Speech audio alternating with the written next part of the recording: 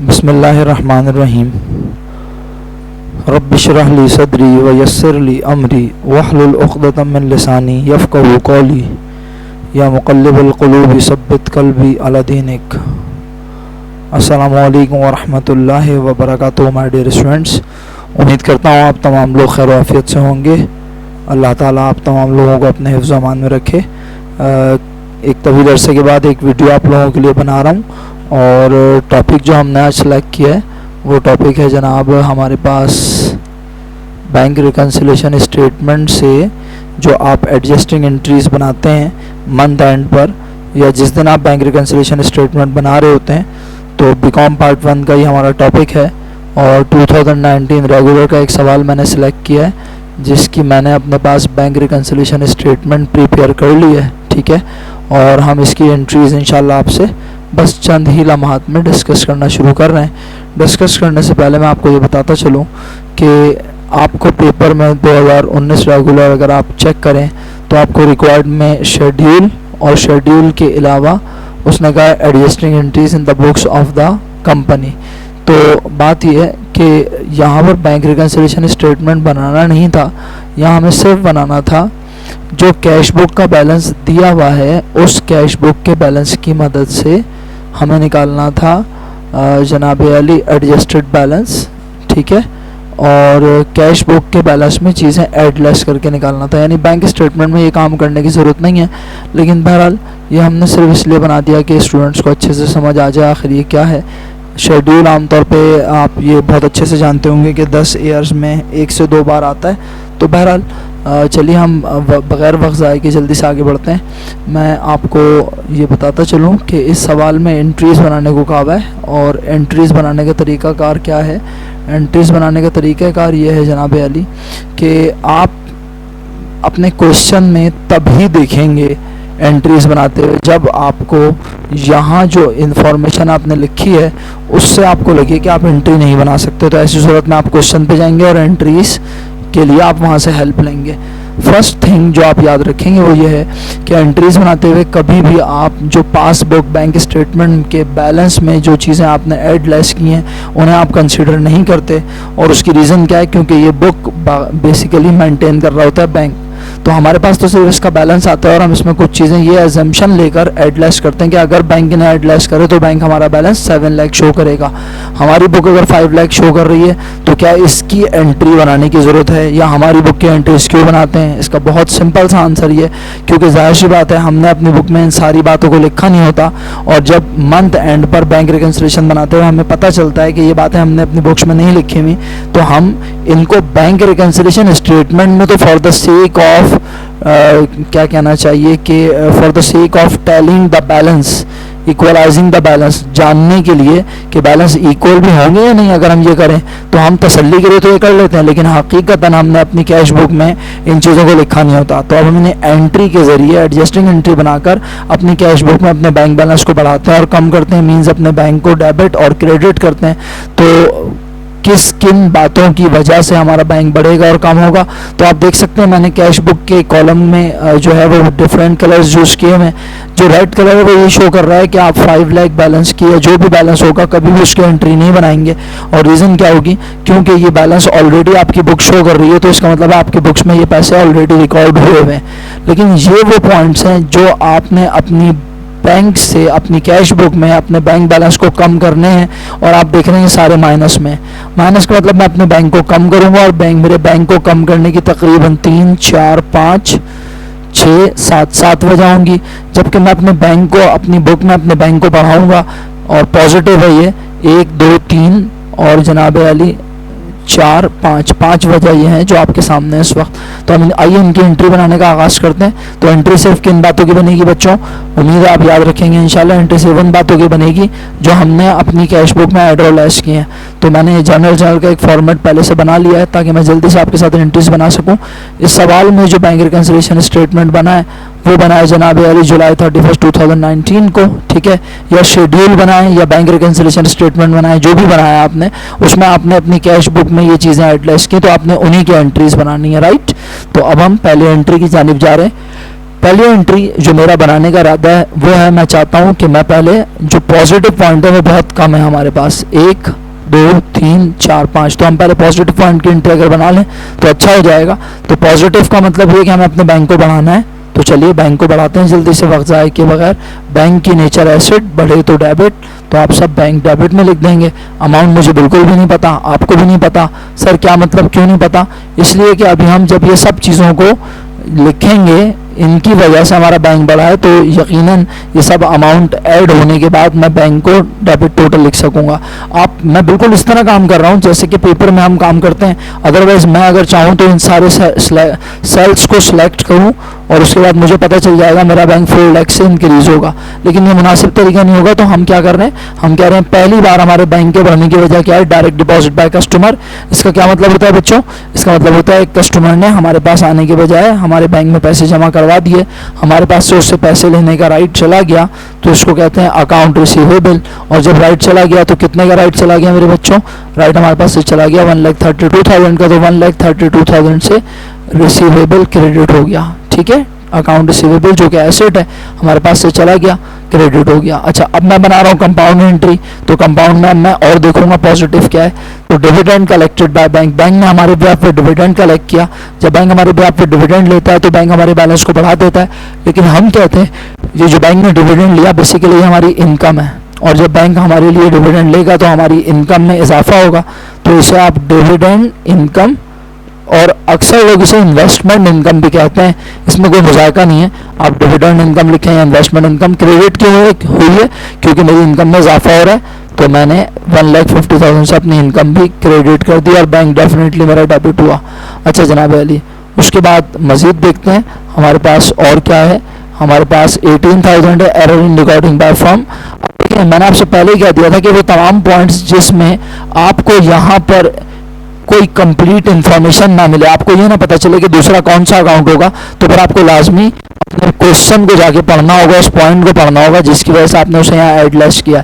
ये तो कंफर्म है कि इस चीज़ ने हमारे बैंक को बढ़ाया है, तो जो भी चीज़ होगी वो क्रेडिट में की जाएगी। लेकिन अब क्रेडिट होगा क्या, तो इसके लिए प्यारे बच्चों हम सवाल पे चलते हैं। ये 18,000 है जो हमने अपनी बुक में ऐड किया है, और इससे रिलेटेड पॉइंट अगर मैं गलत ना हूँ तो जनाब अली ये है, a cheque was issued to Aamir. अब आप इसको अगर इत्मीनान से समझें कि हमने चेक आमिर को इशू किया, तो क्यों किया? For payment of ₹13,000। आमिर कौन होगा? यकीनन हमने आमिर से सामान खरीदा होगा, और अभी नहीं खरीदा, हमने पास्ट में खरीदा होगा, पैसे देना हमारी जिम्मेदारी होगी, और हमने उसे 13,000 का चेक दिया, लेकिन हमने अपनी बुक में लिख लिया 31,000। यानी हमने अपनी लायबिलिटी को 13,000 से कम करना था और बैंक को 13,000 से कम करना था। हमने लायबिलिटी भी ज़्यादा रखी और अपने बैंक को भी ज़्यादा क्रेडिट कर दिया, तो अब बैंक होगा डेबिट और अकाउंट पे बिल होगा क्रेडिट। अगर आपको समझ में नहीं आया तो आप लेक्चर को दोबारा से सुनेंगे तो अल्लाह के हुक्म से ज़रूर समझ आ जाएगा इंशाल्लाह। ठीक है, तो अकाउंट पे बिल डेबिट होना था 13,000 से, और हमने अकाउंट पे बिल डेबिट कर दिया होगा 31,000।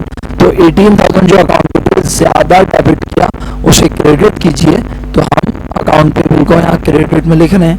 आई होप अल्लाह के हुक्म से आपको समझ आ जाएगा। थोड़ा सा आप खुद भी मेहनत करेंगे, ध्यान देंगे तो चीज़ें और आसान लगेंगी। तो 18,000 से मैंने बैंक क्रेडिट कर दिया बच्चों। इसके बाद मैं मज़ीद देखता हूँ आके, मेरे पास पॉजिटिव अब बचे 2 पॉइंट। एक rent collected by bank, bank ने हमारे ब्याज पर रेंट वसूल किया, तो ये है हमारी रेंट इनकम। इनकम में अगेन इजाफा हुआ, और कितनी अमाउंट है जनाब अली? 30,000। तो 30,000 से रेंट इनकम क्रेडिट हो गई। उसके बाद मज़ीद देखते हैं 70,000 markup given by bank, bank ने हमें मार्कअप दिया, इसे आप मार्कअप इनकम या इंटरेस्ट इनकम, ये जो मुनासिब आप लिखना चाहें लिख सकते हैं। 70,000 से आपने ये क्रेडिट कर दिया। अब अगर आप देखें इन सबका सम तो 4 लाख बन रहा है, यहाँ आपको नज़र आ रहा है कर्सर, अगर आप देख रहे हो गौर से, तो 4 लाख रुपीज़ से मैंने बैंक डेबिट कर दिया। और नरेशन बहुत सिंपल है, क्या जनाब अली, कि टू एडजस्ट बैंक अकाउंट। अब मैं जल्दी से जा रहा हूँ इन पॉइंट्स पर, माइनस वाले पॉइंट तवील है, हमारी कोशिश होगी हम जल्दी से इस वीडियो में कम से कम 2019 को कवर कर लें, और अगर वक्त ने इजाज़त दी तो हम 1-2 ईयर और डिस्कस करेंगे इंशाल्लाह। अच्छा जी, अब हम देखते हैं माइनस में बिल पेड बाय बैंक। ये कौन सा बिल है आखिर? अगर आप थोड़े से भी कंफ्यूज हो इस बिल के बारे में तो आप जाइए और जाके सवाल में जल्दी से देख लीजिए। यहाँ लिखा है बिल पेबल, यानी वो बिल पेबल जो बैंक को मिला अदा हमने करना था लेकिन बैंक ने पे कर दिया। तो बैंक इतना अच्छा तो है नहीं अपने पास से पे करे, बैंक ने हमारे अकाउंट से पे किया, हमारी बिल पेबल की लाइबिलिटी कम हो गई और हमारा बैंक क्रेडिट हो गया, कम हो गया, लेकिन मैं बैंक को क्रेडिट में लिखूंगा एक ही बार, ठीक है। बिल पेबल कितने से डेबिट हुआ? डेफिनेटली 10,000 का बिल पेबल था, 10,000 से बिल पेबल डेबिट हो गया। अच्छा, अब सारी चीज़ें डेबिट होंगी। नोट पेड बाय बैंक, मज़े की बात है ये सवाल में लिखा हुआ था, note paid by bank 1 lakh, promissory note paid by bank 1 lakh, लेकिन इस 1 लाख में इंटरेस्ट शामिल था, तो मैंने उसे इंटरेस्ट एक्सपेंस को अलग लिखना है। तो मैंने 90,000 का मेरा नोट होगा, उस पर 10,000 का इंटरेस्ट होगा, राइट। तो मैं इसकी इंटरेस्ट की स्पेलिंग भी साथ साथ सही कर दूं, ठीक है। तो अब जब हम नोट पे कर रहे हैं तो हमारी लाइबिलिटी अगेन डेबिट हो रही है, नोट्स पेबल डेबिट, ठीक है, और इंटरेस्ट एक्सपेंस भी डेबिट, राइट। कोई भी कंफ्यूजन हो आप मुझे व्हाट्सएप पे भी रब्ता कर सकते हैं। आप मुझे फीडबैक ज़रूर दीजिएगा कि आपको ये वीडियो क्या आपके लिए फ्रूटफुल है, चीज़ें रिकॉल हो रही हैं। अगर रिकॉल हो रही हैं तो अच्छी बात, और अगर कोई कंफ्यूजन है तो ज़रूर पूछें, अपने एंड पर घर पे प्रैक्टिस करें, जो चीज़ें समझ नहीं आए व्हाट्सएप पर रब्ता रखिए, मैं इंशाल्लाह ज़रूर जवाब दूंगा। आप यहाँ वीडियोस पे भी पोस्ट कर सकते हैं, कमेंट्स कर सकते हैं, लेकिन बेहतर होगा कि आप अगर मुझे व्हाट्सएप पे अप्रोच कर लें। तो 90,000 से bills payable notes payable debit हुआ, 10,000 से इंटरेस्ट एक्सपेंस डेबिट हुआ। अब हम मज़ीद आगे बढ़ते हैं और देखते हैं कि और क्या माइनस हुई हैं चीज़ें। तो 20,000 इंश्योरेंस की अमाउंट जो बैंक ने हमारे बिहाफ पे पे की, उसे हम प्रीपेड इंश्योरेंस या इंश्योरेंस एक्सपेंस, इसमें किसी किस्म की कोई आर्गूमेंट नहीं है। आप प्रीपेड इंश्योरेंस लिख लें, इंश्योरेंस एक्सपेंस लिख लें, किसी किस्म की कोई प्रॉब्लम नहीं है, क्योंकि ईयर एंड पर आप उसे एडजस्ट करते हैं, राइट, ओके। उसके बाद फिर आपके पास 15,000 रुपीज़ हैं। ट्रांजैक्शन चार्जेस बैंक ने हमसे डिडक्ट किए हैं। Transaction charges is a type of bank charges, तो आप इसे ट्रांजैक्शन चार्जेस लिखें, बैंक चार्जेस लिखें, इसमें कोई प्रॉब्लम वाली बात नहीं है। और बैंक ने ट्रांजैक्शन चार्जेस 15,000 डिडक्ट किया, हमारा एक्सपेंस हुआ, एक्सपेंस बढ़े तो डेबिट, राइट। 2 पॉइंट रह गए। ज़कात बैंक ने 30,000 हमसे ली, और ये एरर है और एरर के लिए मुझे लाजमी फाइवर बढ़नी पड़ेगी, तो पहले मैं ज़कात लिख दूँ। ज़कात जब बैंक हमसे लेता है तो बीइंग अ मुस्लिम तो हम बहुत खुश होते हैं, लेकिन एज अ बिजनेसमैन, बिजनेस के पॉइंट ऑफ व्यू से अकाउंटिंग कहती है कि हमारा खर्चा हुआ। तो ज़कात एक्सपेंस, ज़कात चार्जेस जो मुनासिब आपको लगे आप लिख सकते हैं। 30,000 से ये डेबिट हुआ, और अब आखिरी पॉइंट के लिए 25,000 से जो भी चीज़ है वो डेबिट होगी, लेकिन 25,000 से क्या डेबिट होगा ये मैं नहीं जानता, इसके लिए मुझे जाके पॉइंट पढ़ना पड़ेगा। तो हम चलते हैं 25,000 का पॉइंट पढ़ने। ये है जनाब अली, अगर आप देखें, withdrawal of cash 20,000 from bank for personal use not recorded into cash book. हमने बैंक से 25,000 रुपये निकाले, ज़ाती इस्तेमाल के लिए, ओनर ने निकाले, जैसे कहते हैं ड्राइंग, तो ड्राइंग डेबिट होना चाहिए था और बैंक क्रेडिट होना चाहिए था, कैश बुक में लिखा ही नहीं, इसका मतलब ये ड्राइंग रिकॉर्ड नहीं हुई, बैंक को हम नहीं किया, तो अब कर देते हैं। ड्राइंग डेबिट हो गया और फाइनली बैंक क्रेडिट कर दिया। अब कितने से क्रेडिट होगा, वहाँ माइनस वाले सारे पॉइंट्स आपस में प्लस कर लें तो भी आपके पास जवाब आएगा जनाब 2 लाख। मेरे पास भी 2 लाख आ रहा है, आई होप आपके पास भी 2 लाख आ रहा होगा। बस जनाब, मेरे मुताबिक 2ATS बैंक अकाउंट दूसरी एंट्री बन चुकी है अल्हम्दुलिल्लाह। तो उम्मीद करता हूँ अल्लाह के फजल करम से इंशाल्लाह आपको ये दोनों एंट्री ज़रूर समझ आई होंगी। जहाँ पे भी अटके हैं, जो भी कन्फ्यूजन हो अपने तौर पर प्रैक्टिस करें, जो नहीं समझ आया ज़रूर पूछें, मैं ज़रूर इंशाल्लाह जवाब दूंगा। इस वीडियो को फर्स्ट ईयर वाले भी देख सकते हैं अगर देखना चाहें, क्योंकि इसमें सच कोई ऐसी मुश्किल चीज़ नहीं है। तो फर्स्ट ईयर वाले भी अगर देखना चाहें तो bank reconciliation statement first year के स्टूडेंट्स भी पढ़ते हैं आमतौर पे, उनके भी पेपर करीब है, तो वो भी चाहें तो इसको देख के अपना अच्छे से रिव्यू कर सकते हैं और बैंक रिकन्सिलेशन अच्छे से पढ़ सकते हैं। बहुत बहुत शुक्रिया वीडियो देखने के लिए, अपना ख्याल रखिएगा।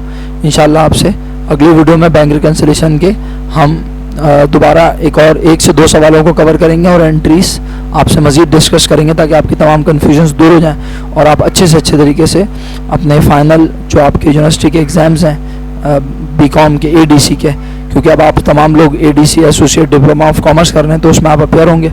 तो इंशाल्लाह उसके लिए वीडियो बनाइए ताकि रिकॉल हो जाएँ चीज़ें, रिवीजन हो जाए और अच्छे से पढ़ लें आप लोग इन चीज़ों को। और जो भी प्रॉब्लम्स हैं, अगर आप मेरे स्टूडेंट नहीं हैं, आप वीडियो देख रहे हैं, तो आप इन चीज़ों को अपने टीचर्स से डिस्कस करें। और अगर किसी भी किस्म की कोई कन्फ्यूजन होती है या आपको लगता है कि मेरी तरफ से अगर कोई कोताही है, कमी है, तो मुझे भी गाइड करें, ताकि हम सब एक अच्छे तरीके से पढ़ाई को एक दूसरे को ट्रांसफ़र कर सकें। बहुत बहुत शुक्रिया वीडियो देखने के लिए, अपना ख्याल रखिएगा, दुआ में याद रखिएगा। फ़ी अमानिल्लाह। अस्सलामु अलैकुम व रहमतुल्लाहि व बरकातुहू।